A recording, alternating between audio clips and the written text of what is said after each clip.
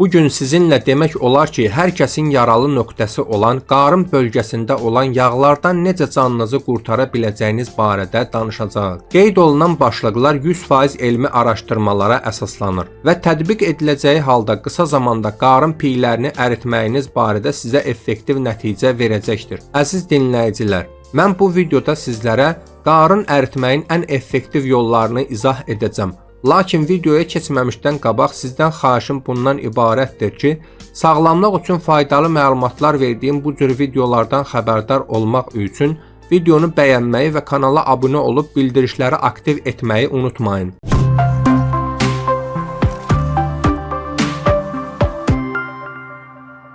Hər birimiz bilirik ki, qarın bölgəsində olan yağlanma hər kəsin bəlalarından biridir. Bəzi insanlar var ki, ayaqları nazik olsa da bel və qarın bölgələrindən daha tez yağlanır. Burada qeyd edəcəyimiz üsullar nəinki bel və qarın piylərini əritmək barədə effektiv olacaq. Həmçinin bədəninizin digər bölgələrində olan yağlanmanın da həm qarşısını alacaq, həm də artıq piylərinizi əridərək sizə istədiyiniz bədən quruluşunu bəxş edəcək. Bura qədər hər şey qaydasındadırsa, keçək üsullara. Birinci, yüksək zülallı, yəni proteinli və aşağı karbohidratlı qidalardan istifadə edin. Hər kəs bilir ki, əgər yağ yandırmaq, arıqlamaq istəyiriksə, yüksək zülallı qidalar yeməliyik. Yüksək zülallı qidalar yemək əzələlərinizi daha çox qidalandırıb inkişaf etdirəcək. İnkişaf etmiş və sürətli işləyən əzələlər birbaşa maddələr mübadiləsinin sürətlənməsinə təsir edəcəkdir. Maddələr mübadiləsinin sürətlənməsi isə sizin yağ yandırmaq prosesinizi daha da sürətləndirir. Paralel olaraq da bədəninizdə yağa çevriləcək qidaları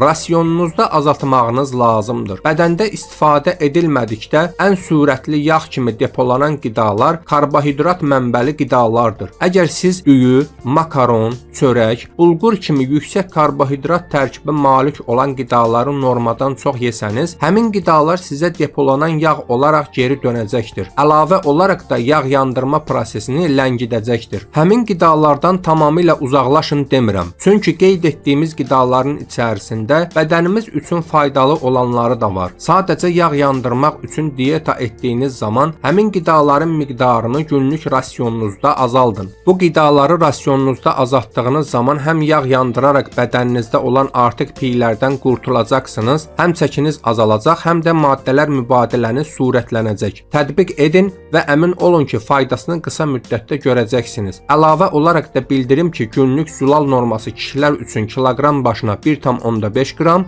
qadınlarda isə 1,2 qramdır. İkinci, tərkibində şəkər olan, tərkibi dəyişdirilmiş qidalardan uzaq durmağa çalışın. Burada demək istədiyim tərkibində şəkər olan qidalardan şirniyyat, qazlı içkilər və s. çalışdığınız qədər uzaq durmağınızdır. Tərkibi dəyişdirilmiş qidalar isə mağaza rəflərində satılan paketlənmiş qidalardır. Çünki həmin məhsulların uzun müddət xarab olmadan qalması üçün tərkibi dəyişdirilir. Yəni tərkibinə əlavə kimyəvi maddələr qatılır. Bu isə bizim orqanizmimiz üçün ciddi təhlükə mənbəyidir. Üçüncü, gün ərzində bir dəfə ağartı məhsulu, əsasən də qatıq yeməyə çalışın. Ağartı məhsullarının tərkibində kalium və protein olması səbəbindən həm günlük zülal ehtiyacınızın bir hissəsini qarşılayacaqdır, əlavə olaraq da sümük oynaqlarınız üçün faydalı olacaqdır. Bu səbəbdən də günlük qida rasionunuza ağartı məhsullarını əlavə etməyiniz qarın əritmə prosesini, ümumilikdə yağ yandırma prosesini sürətləndirəcəkdir. Ağartı məhsulları içərisində mənim ən məsləhət gördüyüm evdə hazırlayacağınız qatıq, pendir məhsullarıdır. Qatıq yemək sizin qan şəkər səviyyənizi tənzimləyərək daha gec acımanıza,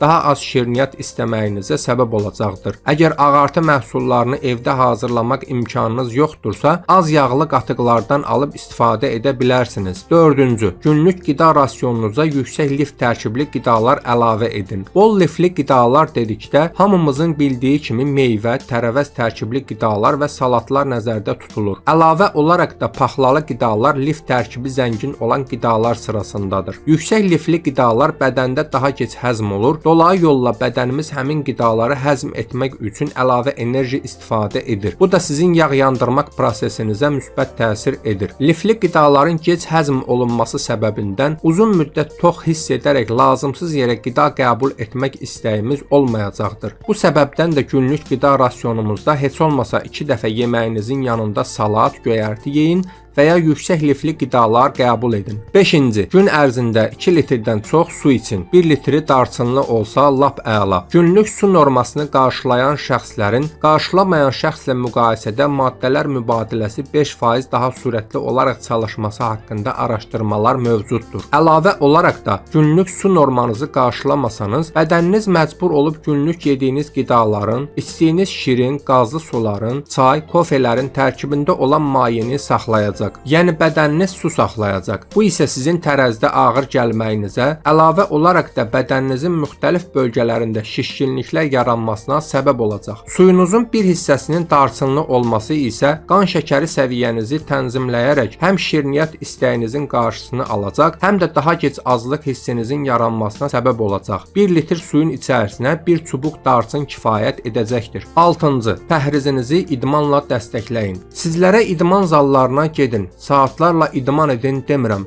Sadəcə əvvəlki dövrlə müqayisədə daha hərəkətli və aktiv həyat tərzinə keçid edə bilərsiniz. Məsələn, gündəlik 30-50 dəqiqə yeriyə bilərsiniz. Bəs niyə idman etdikdə yağ yandırmaq prosesi sürətlənir? Cavab çox bəsitdir. İdman etdikdə maddələr mübadiləsi sürətləndiyi üçün yağ yandırmaq prosesimiz də sürətlənir. Bu da istədiyimiz bölgələrdə olan yağların əriməsi sürətini artırır. Qan şəkərimizin səviyyəsi nizamlanmağa başlayır. Qan şəkərimiz nizamlandıqca insulin səviyyəsi də aşağı düşməyə başlayır. Yəni biz insulin səviyyəmizi aşağı nizama saldıqda bədənimiz yağ depolama etapını dayandırmış olacaq. Əlavə olaraq da sağlam qidalanmamızla bədən yağ yandırma fazasına keçid etmiş olacaq. Bu səbəbdən də pəhrizinizi idmanla dəstəkləmək qarın və bel bölgəsində olan yağları yandırmaq üçün əsas köməkçilərimizdən digəridir. 7-ci, sağlam qidalanmanı həyat tərziniz halına gətirin. Bu maddəni yəqin ki bir çox şəxsdən eşitmisiniz. Eşitməyiniz normaldır. Çünki doğrudur və mən də vurğulamaq istədim. Öyrəndiyiniz şeyləri sağlam qidalanmanı yaşam tərzi halına gətirin. Hamımız eşidirik ətrafımızdan, mən çörək yeməyəcəm. Əsas önəmli olan bunu ömür boyu edəcək olmasıdır. Çox zaman diyetoloqa gedilir, bir çox şey öyrənilir. Hətta 20, 30, 40 kilo çəki də atılır. Amma daha sonra öyrəndiklərimizin üzərindən xətt çəkib əvvəlki həyat tərzimizə qayıdırıq. Bu da bizi qısa müddətdə köhnə çəkimizə qaytarır. Unutmayın, hal-hazırda olan çəkimizin səbəbi mövcud qidalanma formamızdır. Biz bir müddət sağlam qidalanaraq, bəzi qidalardan imtina edərək çəki atsaq, belə əvvəlki qidalanma formasına qayıtdıqda çəkimiz yenə əvvəlki formasına qayıdacaqdır. Önəmli olan sağlam qidalanma həyatınızın 70-80%-də tətbiq etməkdir. Geriyə qalan 20-30%-də isə istədiyiniz şeyləri yeyə bilərsiniz. Yəni həftənin 1-2 gününü istədiyinizi yeyin, amma digər günlər isə sağlam qidalanmanı yaşam tərzi halına gətirin. Belə olduqda artıq çəki ilə hər hansı bölgədə yağlanma problemi ilə qarşılaşmayacaqsınız. Əziz dinləyicilər, qarın yağlarını əritmək üçün bir neçə elmi əsaslı metodu sizinlə bölüşdüm. Odur ki, yaşam tərzinizə və qidalanmağınıza fikir verin ki, hər zaman sağlam qalasınız.